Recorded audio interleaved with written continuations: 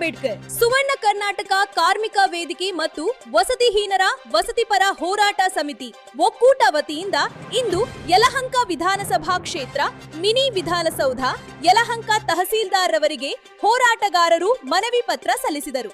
ಸುಮಾರು 15 ವರ್ಷಗಳಿಂದ ಬೆಂಗಳೂರು ಯಲಹಂಕ ತಾಲೂಕು ಹೋಬಳಿ ಚಿಕ್ಕಬೆಟ್ಟಹಳ್ಳಿ ಗ್ರಾಮ ಸರ್ವೆ ನಂಬರ್ 49 ರಲ್ಲಿ 4 ಎಕರೆ 29 ಕುಂಟೆ ವಿಸ್ತೀರ್ಣದ ಜಮೀನನ್ನು 2 ಎಕರೆ ಜಮೀನನ್ನು ಕೊಡಗೇರಿ ನಿವಾಸಿಗಳಿಗೆ ಕೋಲೆಬಸವ ಜನಾಂಗದ ಮಾದಿಗ ಸಮುದಾಯಕ್ಕೆ ನೀಡಬೇಕು ಒತ್ತಾಯಿಸಿ 10ಕ್ಕೂ ಹೆಚ್ಚು ರಾಜ್ಯ ಮಟ್ಟದ ದಲಿತ ಪರ ಹೋರಾಟಗಾರರು ಸಂಘಟನೆಗಳ ರಾಜ್ಯಾಧ್ಯಕ್ಷರ ನೇತೃತ್ವದಲ್ಲಿ ಮನವಿ ಸಲ್ಲಿಸಲಾಯಿತು. ಇದೇ ಸಂದರ್ಭದಲ್ಲಿ ಅನೇಕ ಮುಖಂಡರು ಸುದ್ದಿಗಾರರೊಂದಿಗೆ ಮಾತನಾಡಿ, ನಾವು ಸುಮಾರು 15 ರಿಂದ 20 ವರ್ಷಗಳಿಂದಲೂ ಹೋರಾಟಗಳು ಮಾಡಿಕೊಂಡು ಬರುತ್ತಿದ್ದೇವೆ. ಬಡವರ ಪರವಾಗಿ ಯಾವ ಸರ್ಕಾರವೂ ಹಾಗೂ ಅಧಿಕಾರಿಗಳು ಬಡವರ ಪರವಾಗಿ ಕೆಲಸ ಮಾಡುತ್ತಿಲ್ಲ. ಯಲಹಂಕ ಮತ್ತು ಬ್ಯಾಟರಾಯನಪುರ ವಿಧಾನಸಭಾ ಕ್ಷೇತ್ರದಲ್ಲಿ ಅಧಿಕಾರಿಗಳು ಬೇಜವಾಬ್ದಾರಿಯಿಂದ ವರ್ತಿಸುತ್ತಿದ್ದಾರೆ. ಇಂತಹ ಅಧಿಕಾರಿಗಳು ನಮಗೆ ಬೇಡ, ಧಿಕ್ಕಾರ ಕೂಗುತ್ತಿದ್ದಾರೆ. ನಾವು ನಿಮಗೆ 10 ದಿನಗಳ ಕಾಲಾವಕಾಶ ನೀಡುತ್ತೇವೆ. ಕೆಲಸ ಮಾಡಿಕೊಡದಿದ್ದರೆ ಉಗ್ರ ಹೋರಾಟ ನಡೆಸಲಾಗುವುದು ಎಂದು ಎಚ್ಚರಿಸಿದರು. ಬಾಬಾ ಸಾಹೇಬ್ ಅಂಬೇಡ್ಕರ್ಗೆ ಬಾಬಾ ಸಾಹೇಬ್ ಅಂಬೇಡ್ಕರ್ಗೆ ವಸತಿಹೀನರ ವಸತಿಪರ ಹೋರಾಟ ಸಮಿತಿಗೆ ವಸತಿಹೀನರ ವಸತಿಪರ ಹೋರಾಟಕ್ಕೆ ತನಕ ಹೋರಾಟ ಅದಕ್ಕಾಗಿ ಹೋರಾಟ ನ್ಯಾಯಕ್ಕಾಗಿ ಹೋರಾಟ ಅದಕ್ಕಾಗಿ ಹೋರಾಟ ನ್ಯಾಯಕ್ಕಾಗಿ ಹೋರಾಟ ಬರಲಿ. ಮನವಿ ಕೊಟ್ಟಿದ್ದಾರೆ, ನೀವು ತಗೊಂಡಿದ್ದೀರಾ, ಇವತ್ತು ಏನ್ ಹೇಳ್ತೀರಾ? ತಹಸೀಲ್ದಾರ್ ಗಮನಕ್ಕೆ ತಂದು ಏನಿದೆ ಜಿಲ್ಲಾಧಿಕಾರಿ ಇದು ಏನಿದೆ ಮನವರಿಕೆ ಆಯ್ತಾ ಸರ್ ನಿಮಗೆ? ಎಲ್ಲ ಗೊತ್ತಿದೆ. ನಾವು ಏನಿದೆ ತಹಸೀಲ್ದಾರ್ ಗಮನಕ್ಕೆ ತಹಸೀಲ್ದಾರ್ ಡೈರೆಕ್ಷನ್ ಕಳಿಸ್ತೀವಿ. ಇವತ್ತು ತಹಸೀಲ್ದಾರ್ ಪರವಾಗಿ ಅಧಿಕಾರಿ ಬಂದು ತಗೊಂಡೋಗಿದ್ದಾರೆ, ಇವತ್ತು ಏನ್ ಹೇಳ್ತೀರಾ ಸರ್? ಸರ್, ನಾನು ಇವತ್ತು ತಿಳಿಪಡಿಸೋದು ಏನಂತಂದ್ರೆ, ನಮ್ಮ ಕೋಳೆ ಬಸವ ಜನಾಂಗದ ಬಂದು ನಿಮಗೆ ಗೊತ್ತಿರೋ ಪ್ರಕಾರ, ನಮಗೆಲ್ಲ ಇಡೀ ಕರ್ನಾಟಕ ಗೊತ್ತಿರೋ ಪ್ರಕಾರ ಒಂದು ಸಣ್ಣ ಮಾಹಿತಿ ಕೊಡ್ತೀನಿ. ದಯವಿಟ್ಟು ಮಾಧ್ಯಮದವರು ನನಗೆ ಸಹಕರಿಸಬೇಕು. ಕೋಳೆ ಬಸವ ಜನಾಂಗ ಅಂದ್ರೆ ಒಬ್ಬ ಭಿಕ್ಷುಕರು ಸರ್. ಭಿಕ್ಷಾ ಬೇಡಿ ಜೀವನ ಮಾಡೋಂಥ ಜನ. ಅವ್ರುಗಳು ಎಷ್ಟು ಕೆಟ್ಟದಾಗಿ ಜೀವನ ಮಾಡ್ತಾ ಇದಾರೆ ಅಂದ್ರೆ, ನೀವು ಒಂದ್ಸಾರಿ ಬರ್ಬೋದು, ನಾನು ಬೇಕಾದ್ರೆ ವಿಡಿಯೋ ಕಳಿಸ್ತೀನಿ ನಿಮ್ಗೆ ನೋಡಿ. ಅವ್ರ ಕೆರೆ ಸುಮಾರು ಅದು ಕೆರೆ ಆಗಿದೆ, ಕೆರೆನ ಆಲ್ರೆಡಿ ಒತ್ತುವರಿ ಮಾಡಿಬಿಟ್ಟಿದ್ರು ಜನ. ಅದನ್ನ ಬಾಡಿಗೆ ಕೊಟ್ಟವ್ರೆ, ನೀರಿಲ್ಲ, ಕರೆಂಟ್ ಇಲ್ಲ, ಶೌಚಾಲಯ ಇಲ್ಲ, ಏನಂದ್ರೆ ಏನು ಇಲ್ಲದೆ ಅವ್ರು ಪರದಾಟ ಅಷ್ಟಿಷ್ಟಲ್ಲ. ನಾನು ಈಗ ಹೊಸದಾಗಿ ಮಾಡ್ತಾರಲ್ಲ 2019 ಇವತ್ತು 7ನೇ ವರ್ಷ ಇದು ಮನವಿ ನಾನು ಮಾಡ್ತಾ ಇರೋದು. ಸುಮಾರು 20 ಬಾರಿ ನಾನು ಮನವಿ ಮಾಡಿದ್ರು, ಇಲ್ಲಿವರೆಗೂ ಯಾವುದೇ ರೆಸ್ಪಾನ್ಸ್ ಇಲ್ಲ. ತಹಸೀಲ್ದಾರ್ಗಳು 6 ಜನ ಟ್ರಾನ್ಸ್ಫರ್ ಆಗಿದ್ದಾರೆ, ಇಲ್ಲಿಂದ ಬೇರೆ ಕಡೆ ವರ್ಗಾವಣೆ ಆಗಿದೆ. 6 ಜನಗಳಿಂದನೂ ಬರೀ ಏನೋ ಕಾಟಾಚಾರಕ್ಕೆ ಒಂದು ಲೆಟರ್ ಬರೀತಾರೆ. ಅಲ್ಲಿಗೆ ಹೋದರೆ DC ಅವ್ರು ಕೂತ್ಕೊಂಡು DC ಅವರು ಅದನ್ನು ಮತ್ತೆ ಇನ್ನೊಂದು ಸರಿ ಇಲ್ಲಿಗೆ ರಿಪ್ಲೈ ಮಾಡ್ತಾ ಇದ್ದಾರೆ. ಯಾವುದು ಕೆಲಸ ಆಗ್ತಾಯಿಲ್ಲ. ಈಗ ಮನವಿ ತೊಗೊಂಡೋಗಿದ್ದಾರೆ, ಶಿರಸ್ದಾರರು ಬಂದಿದ್ರು, ಅವರು ಶಿರಸ್ದಾರರು ಮನವಿ ತೊಗೊಂಡೋಗಿದ್ದಾರೆ. ಬಟ್ ಅವ್ರಿಗೆ ಸ್ಟ್ರಾಂಗ್ ಆಗಿ ಮಾತಾಡೋದಕ್ಕೆ ತಹಸೀಲ್ದಾರ್ ಅವ್ರಿಗೆ ಧೈರ್ಯ ಇಲ್ಲ, ನನಗೆ ಗೊತ್ತಿದೆ. ಸೊ ಮೋಸ್ಟ್ಲಿ ಈಗ ನಮ್ಮ ಕೆಲಸಗಳೇನಿದೆ ಅದು ನಮ್ಗೆ ಖುದ್ದಾಗ ಆಗಬೇಕು.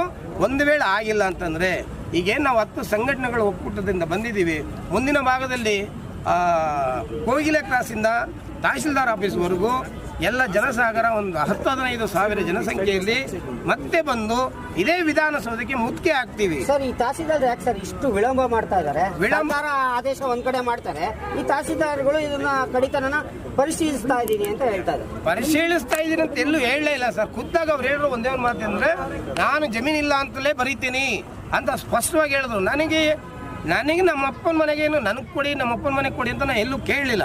ನಾನು ಜನಸಾಮಾನ್ಯರ ಪರವಾಗಿ ಸುಮಾರು 15 ವರ್ಷಗಳಿಂದ ಹೋರಾಟ ಮಾಡಿಕೊಂಡು ಎಲ್ಲರ ಬಗ್ಗೆ ಮನವಿ ಮಾಡ್ತಾ ಇದ್ದೀನಿ. ಎಲ್ಲ ಕಡೆ ಜನಗಳ ಕೆಲಸ ಆಗಿದೆ. ಈ ಯಲಹಂಕ ವಿಭಾಗದಲ್ಲಿ ಮಾತ್ರನೇ ಇಲ್ಲಿ ಬರೋ ತಹಸೀಲ್ದಾರ್ ಬರೋ ದಿನ ಮಾತ್ರ ಒಳ್ಳೆಯವನು. ಮಾರನೇ ದಿನ ಆ ತಹಸೀಲ್ದಾರ್ ಏನಾಗಿತ್ತೋ ನಮಗೂ ಗೊತ್ತಿಲ್ಲ. ಆ ಮನುಷ್ಯ ಭಾರಿ ವಿಳಂಬಕ್ಕೆ ಬಂದ್ಬಿಡ್ತಾರೆ, ಮತ್ತು ನೆಗ್ಲೆಕ್ಟ್ ಮಾಡ್ತಾರೆ. ಮತ್ತು ಇಲ್ಲಿ ತಹಸೀಲ್ದಾರ್ಗಳಿಂದ ಡೆಪ್ಟಿ ತಹಸೀಲ್ದಾರ್ RIVAಗಳಿಂದ ಹಿಡಿದು ಭಾರಿ ವಿಳಂಬ, ಮತ್ತು ಸಮಯಕ್ಕೆ ಸರಿಯಾಗಿ ಎಲ್ಲೂ ಸಿಕ್ಕಲ್ಲ. ಫೋನ್ಗಳಿಗೆ ರೆಸ್ಪಾನ್ಸ್ ಮಾಡಲ್ಲ. ಸರಿ ತಹಸೀಲ್ದಾರ್ ಮೀಟ್ ಮಾಡೋಣ ಅಂತಂದರೆ ತಹಸೀಲ್ದಾರ್ ಅವರು ಹಾಗಾಗಿ ಬಂದೆ ಅಂತಾರೆ. ನಾಪತ್ತಾಗ್ತದೆ. ಬೆಳಗ್ಗೆನೂ ಫೋನ್ ಮಾಡಿದ್ರು, ಬರ್ತಾ ಇದ್ದೀನಪ್ಪ ಅಂತಂದ್ರು. ನೋಡಿ ಈಗ ಕಂಟೆಂಪ್ಟ್ ಅಂತೇಳಿ ಹೊರಟೋಗಿದ್ದಾರೆ. ಸೊ ಈಗೇನು ಹೇಳೋಣ ನಾವು? ಸೊ ಈಗ ಜನಗಳ ಪರವಾಗಿ ನಾವು ಇರೋದ್ರಿಂದ ಪ್ರತಿಯೊಬ್ಬರಿಗೂ ಕೆಲಸ. ಇವಾಗ ನೀವು ತಹಸೀಲ್ದಾರ್ ವಿರುದ್ಧ ಹೋರಾಟ ಮಾಡ್ತಾ ಇದ್ದೀರಾ, ಸರ್ಕಾರದ ವಿರುದ್ಧ ಹೋರಾಟ ಮಾಡ್ತಾ? ನಾನು ಸರ್ಕಾರನೂ ಮತ್ತು ತಹಸೀಲ್ದಾರ್ 2 ರೂಪಕ್ಕೇನೆ ಮಾಡ್ತಾ ಇದ್ದೀನಿ. ಸರ್ಕಾರ ಇನ್ನೂ ಸ್ಲಮ್ ಬೋರ್ಡ್ಗಾಗಲಿ ವಿಶೇಷ ಆಶ್ರಯಕ್ಕಾಗಲಿ ಕೊಡಬೇಡ ಅಂತ ಎಲ್ಲೂ ಹೇಳಲಿಲ್ಲ. ಆದರೆ ಈ ತಹಸೀಲ್ದಾರ್ ಮಾತ್ರ ಇದನ್ನು ಸ್ಪಷ್ಟವಾಗಿ ಹೇಳಿದ್ದಾರೆ, ನಾನು ಸ್ಲಮ್ ಬೋರ್ಡ್ಗೆ ಕೊಡೋಕೆ ಬರೋದಿಲ್ಲ ಅಂತ ಹೇಳಿದ್ದಾರೆ. ಯಾಕೆ ಕೊಡೋಕೆ ಬರೋದಿಲ್ಲ? ಸ್ಲಮ್ ಬೋರ್ಡ್ ಹೊಡೆದಾಕಿ, ಸ್ಲಮ್ ಬೋರ್ಡ್ನ ಅಮಾನತು ಮಾಡಿ, ಆಮೇಲೆ ಈ ಮಾತು ನನಗೆ ಹೇಳಿದ್ರೆ ನಾನು ಒಪ್ಕೊಳ್ತೀನಿ. ಸ್ಲಮ್ ಬೋರ್ಡ್ ಒಂದು ಸರ್ಕಾರ ತಾನೆ, ಆ ಸರ್ಕಾರಕ್ಕೆ ಜಮೀನು ಕೊಟ್ಟರೆ ಬಡವ್ರಿಗೆ ತಾನೇ ಆಗುತ್ತೆ ಅದು. ಅದ್ರ ಬಗ್ಗೆ ಇವ್ರು ಯಾಕೆ ಕಾಳಜಿ ವಹಿಸ್ತಾ ಇಲ್ಲ? ಮತ್ತೆ ಸ್ಲಮ್ ಬೋರ್ಡ್ ಇದ್ದಾಗ ಜಮೀನು ಕೊಡ್ಬೇಕಂತ ಸರ್ಕಾರದ ರೂಲ್ಸ್ ಇದೆ, ರೆಗ್ಯುಲೇಷನ್ಸ್ ಇದೆ.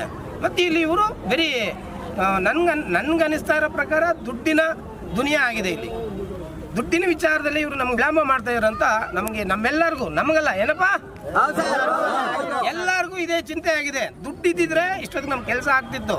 ಇನ್ನೂ ಕೆಲವು ಖಾಸಗಿ ಸಂಘಟನೆಗಳು ಇದಾವೆ, ಬಡ ಆಗ್ತಾ ಇದೆ ಅವ್ರಿಗೇನು.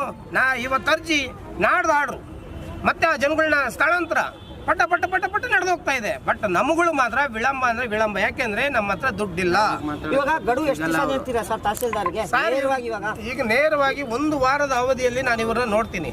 1 ವಾರದಲ್ಲಿ ಇವ್ರು ಏನಾದ್ರು ಮಾಡಿಲ್ಲ ಅಂತಂದ್ರೆ ಬಹುಮಟ್ಟಕ್ಕೆ ಇಡೀ ಕರ್ನಾಟಕದ ಎಲ್ಲೆಲ್ಲಿ ನನ್ನ ಶಾಖೆಗಳಿದೆಯೋ ಎಲ್ಲ ಶಾಖೆಗಳ ಮುಖಾಂತರ, ಎಲ್ಲ ಲೀಡರ್ಗಳ ಮುಖಾಂತರ ನಾವಿಲ್ಲಿಗೆ ಬರ್ತೀವಿ, ಬಂದೇ ಬರ್ತೀವಿ. ಪೊಲೀಸ್ ಸ್ಟೇಷನಲ್ಲಿ ನಮ್ಗೆ ಪರ್ಮಿಷನ್ ಇಲ್ಲ, ಪೊಲೀಸ್ನವ್ನು ಬಂದು ನಮ್ಗೆ ಆರ್ಡರ್ ಕೊಡ್ಬೇಕು, ಅವೆಲ್ಲ ಎಂತೋದೇ ಇಲ್ಲ. ನಾವು ಯಾರನ್ನೂ ತಲೆ ಕೆಡ್ಸ್ಕೊಳಕ್ ಹೋಗಲ್ಲ. ಅರೆಸ್ಟ್ ಆಗೋಕ್ಕೂ ನಾವು ರೆಡಿ ಇದ್ದೀವಿ. ಪ್ರತಿಭಟನೆ ಹಮ್ಮಿಕೊಂಡಿದ್ರಿ, ಆದರೆ ತಹಸೀಲ್ದಾರ್ ಬಂದಿಲ್ಲ. ಇವತ್ತು ಏನು ಹೇಳ್ತೀರಾ ಸರ್? ತಹಸೀಲ್ದಾರ್ ಬಂದಿಲ್ಲ ಅಂದರೆ ಬೇಕಾಗಿ ಬಂದಿಲ್ಲ ಅಂತ ಅರ್ಥನೇ. ಯಾಕಂದರೆ ಎಲ್ಲ ತಹಸೀಲ್ದಾರ್ ಹಂಗೆ ಮಾಡಿರಲಿಲ್ಲ. ಈ ಶ್ರೇಯಸ್ ಅವರು ಬಂದಮೇಲೆ ದಲಿತರು ಕಂಡ್ರಾಗಲ್ಲ. ನಾನು ಈ ಸಂದರ್ಭದಲ್ಲಿ ಹೇಳಕ್ಕೆ ಇಷ್ಟಪಡ್ತಾ ಇದ್ದೀನಿ, ಅವರು ತಹಸೀಲ್ದಾರ್ ದಲಿತ ವಿರೋಧಿಗಳು. ಏನಂದರೆ ಒಂದು ದಲಿತ ಸಂಘಟನೆಗಳು ಏನಾದರೂ ಒಂದು ಲೆಟರ್ ತೊಗೊಂಡು ಕೊಟ್ಟರೆ ಕೆಲಸ ಮಾಡೋಕ್ಕೇ ಹಿಂದೇರಿದ್ದಾರೆ. ಆಮೇಲೆ ಬೇಜಾರು ಮಾಡ್ಕೊತಾರೆ. ಆ ಆಫೀಸ್ ಹೋಗಿ ಸರ್ವಜನ ನಾವಂತಲ್ಲ, ಕೆಲ ಸಾರ್ವಜನಿಕರು ತಹಸೀಲ್ದಾರ್ ಇದ್ರೆ ಯಾಕಪ್ಪ ಹೋಗ್ಬೇಕು, ತಹಸೀಲ್ದಾರ್ ಬೇಜಾರು ಮಾಡ್ಕೊಂಡು ಇವಾಗ ಭಾಳ ಹದಗೆಟ್ಟೋಗಿದೆ ನಮ್ಮ ಯಲಹಂಕ ತಾಲೂಕು ಆಫೀಸಲ್ಲಿ. ಯಾವ ತಾಲೂಕು ಆಫೀಸಲ್ಲಿಲ್ಲ, ಈ ತಾಲೂಕು ಆಫೀಸ್ ಅಂತೂ ಭಾಳ ಹದಗೆಟ್ಟೋಗಿದೆ. ಒಂದು ಕೆಲಸನೂ ಆಗ್ತಾ ಇಲ್ಲ. ಮತ್ತು ಯಾರನ್ನ ಫೋನ್ಗಳು ಮಾಡಿದ್ರೆ ಮಾತ್ರ ಕೆಲಸಗಳು ಮುಂದುವರೆತದೆ. ನಮ್ಮ ದಲಿತರದ್ದು ಇದುವರೆಗೆ ಯಾವುದು ಕೆಲಸ ನಡೀತಲ್ಲ, ಯಾವುದು ಮಾಡೇ ಇಲ್ಲ. ನಮಗೆ ಯಾವಾಗಪ್ಪ ಈ ತಹಸೀಲ್ದಾರ್ ಬೇರೆ ಕಡೆ ತೊಲಗ್ಬಿಡ್ತಾರೋ. ತಹಸೀಲ್ದಾರ್ ನಮಗೆ ಬೇಕಿಲ್ಲ, ಇಂಥ ಅಧಿಕಾರಿ ಬೇಕಿಲ್ಲ. ನಮಗೆ ಕೆಲಸ ಮಾಡೋದು ನಿಷ್ಠೆಯಿಂದ ಪ್ರಾಮಾಣಿಕವಾಗಿ ಕೆಲಸ ಮಾಡೋದು ತಹಸೀಲ್ದಾರ್ ಬೇಕು. ಇಂಥ ತಹಸೀಲ್ದಾರ್ ಯಾವ್ದಕ್ಕೆ ಬೇಕು? ದೊಡ್ಡ ಮಟ್ಟದ ಹೋರಾಟ ಮಾಡಿ ತಹಸೀಲ್ದಾರ್ ತೆರವುಗೊಳಿಸೋಣ, ಅವಶ್ಯಕತೆ ಇಲ್ಲ. ಈಗ ಹೇಳ್ದಂಗೆ ನಮ್ಮ ಸೋಮೇಶ್ ಸರ್ ಹೇಳ್ದಂಗೆ, ಮಂಜುನಾಥ್ ಅವರು ಹೇಳ್ದಂಗೆ ಹಿರಿಯ ಹೋರಾಟಗಾರರು ಇವರು ಭಾಳ ಹೋರಾಟಗಳು ನೋಡ್ಕೊಂಡು ಬಂದಿದ್ದಾರೆ. ಇದೇ ತಾಲೂಕು ಆಫೀಸಲ್ಲಿ ಎಷ್ಟೋ ತಹಸೀಲ್ದಾರ್ಗಳನ್ನ ನೋಡಿದ್ದಾರೆ, ಎಂತೆಂಥ ವರ್ಗಾವಣೆ ಕೂಡ ಮಾಡಿದ್ದಾರೆ. ಈ ತಹಸೀಲ್ದಾರ್ ವರ್ಗಾವಣೆ ಮಾಡಲಿಕ್ಕೆ ಸ್ವಲ್ಪ ಹೊತ್ತಾಗಲ್ಲ, ಮಾಡ್ಬೋದು, ಅದು ದೊಡ್ಡ ವಿಚಾರ ಅಲ್ಲ. ಯಾಕಂದರೆ ದೀನ ದಲಿತರು, ಬಡವರು, ದಲಿತರಂದಾಗ ಬರೀ SC/ST ಮಾತ್ರ ಬರಲ್ಲ, ಆರ್ಥಿಕವಾಗಿ ಹಿಂದುಳಿದಿರ್ತಕ್ಕಂಥ ಎಲ್ಲ ಜಾತಿ, ಎಲ್ಲ ಧರ್ಮ, ಎಲ್ಲ ಜನಾಂಗದವರು ದಲಿತರೆ. ಬೆಟ್ಟಳ್ಳಿ ಮತ್ತು 49ಕ್ಕೆ ಸಂಬಂಧಪಟ್ಟಂಗೆ ಕೋಲೆ ಬಸ್ ಜನಾಂಗದವ್ರಿಗೆ ಜಮೀನನ್ನ ಕೊಡಿ ಅಂತ ಈ ಹಿಂದೆ ಇದ್ದಂಥ ಜಿಲ್ಲಾಧಿಕಾರಿಗಳು ದಯಾನಂದ್ ಸರ್ ಅವರು ಅವರೇ ಬಂದು ಕೊಡಿ, ಬಡವರು ಜಾಗ ಕೊಡಿ ಅಂತ ಆದೇಶಕ್ಕೆ ಕೊಟ್ಟಿದ್ದಾರೆ. ಫೈಲ್ ಎಲ್ಲ ರೆಡಿ ಆಗಿದೆ. ನಮ್ಮದೇ ಫಸ್ಟ್ ಫೈಲ್ ರೆಡಿ ಆಗಿದ್ದು. ಮತ್ತು ಕೆಂಪು ಸೇನೆಯನ್ನು ಅವರು ಕೇಳಿದ್ದಾರೆ, ಅವರು ಕೊಟ್ಟಿದ್ದಾರೆ. ಇದಕ್ಕೆ ಸ್ಥಳೀಯ ಶಾಸಕರು ಕೂಡ ಪತ್ರ ಕೊಟ್ಟು ಮಾಡಿ ಅಂತಲೂ ಹೇಳಿದ್ದಾರೆ. ಆದರೆ ಇವರು ಮಾಡ್ತಾ ಇಲ್ಲ, ತಹಸೀಲ್ದಾರ್ ಅವರು ಮಾಡ್ತಾ ಇಲ್ಲ. ಸುಮಾರು ಈ ವಿಷಯ ಸಂಬಂಧಪಟ್ಟ ನಾವು ಬಂದು ಕೇಳಿದ್ದೀವಿ. ಮತ್ತು ನಾನು ಸರ್ಕಾರದಲ್ಲಿ ಒಂದು ಪ್ರತಿನಿಧಿಯಾಗಿದ್ದೀನಿ ಅಂತ ಕೂಡ ಬಂದು ನಾನು ಮಾತಾಡಿದ್ದೀನಿ. ಆದರೆ ಕೈಗೆ ಸಿಕ್ಕಲ್ಲ ಸರ್. ದಯವಿಟ್ಟು ಆದ್ದರಿಂದ ಮಾನ್ಯ ಕಂದಾಯ ಸಚಿವರು ಇದನ್ನು ತಮ್ಮ ಯಲಹಂಕ ತಾಲೂಕು ಆಗಿರೋದ್ರಿಂದ ಇವರ ಮೇಲೆ ಒಂದು ಆಕ್ಷನ್ ತಗೊಂಡು ಬಡವ್ರ ಕೆಲಸ ಆಗಬೇಕು ಸರ್.